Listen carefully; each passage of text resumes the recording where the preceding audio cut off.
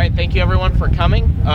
Quick update from the overnight. The wind event never produced, which was really good news. The fire maintains itself at 62 acres. There's been minimal, if any, spread. We expect the footprint to look largely the same. Fire managers have asked a state MMA aircraft to do an overflight again this morning so we can get another footprint and an aerial view of where the fire's at. It is still 50% contained. Firefighters are going to work really hard today, try and get a lot of water up on the fire. It's very dry there.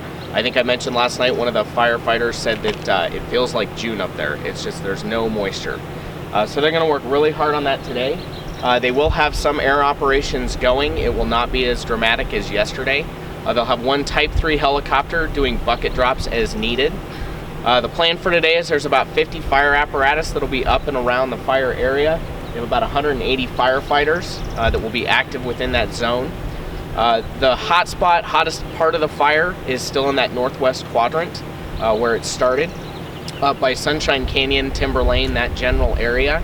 They're going to work on trying to mop up as they go. Even though we're at still 50% containment as the formal number, they do have line all the way around the fire in some form or another. So it could be hand line, it could be a road, it could be a slurry drop from yesterday. So they do have lines around the entire perimeter of the fire. Today they're going to use the air resources and air bucket drop as needed, so you won't see as much frequency, but they may need to call them in if a tree goes up or as they're working hot spots. With respect to the mandatory evacuation order, we are going to look at modifying that this morning.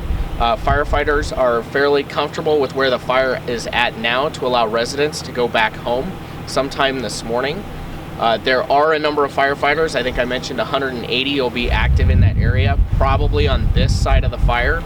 So it'll be really congested. So once all the fire apparatus are in the perimeter of the fire and they're able to clean the roads up, we're going to open it to residents only. So there will be a soft closure right here at 4th and Mapleton and a soft closure at the top at Sunshine Canyon and Poorman Road. Residential access will be allowed through there, but no one else while firefighter operations are ongoing today. We expect when we allow that entry to reoccur, the mandatory evacuation order will be lifted completely. So if people who live on the Boulder Canyon side of the fire, they'll be welcome to come and go out. The only restrictions we'll have are in Sunshine Canyon as far as residential access. At that same time,